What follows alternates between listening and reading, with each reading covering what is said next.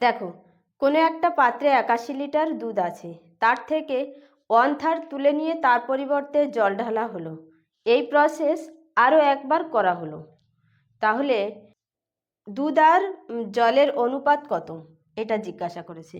দেখো, 81 লিটার দুধ আছে, এর থেকে 1/3 তুলে নেওয়া হয়েছে, তাহলে দুধ আছে কত? 2/3। এইরকম প্রসেস আরও একবার করা হয়েছে, তাহলে 1/3 তুলে নিলে বাকি দুধ থাকছে 2/3।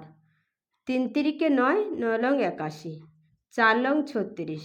এটা লাস্ট মিল্ক পড়ে আছে পাত্রে, বোঝা গেছে? তাহলে ওয়াটার আছে কত? 45। মিল্ক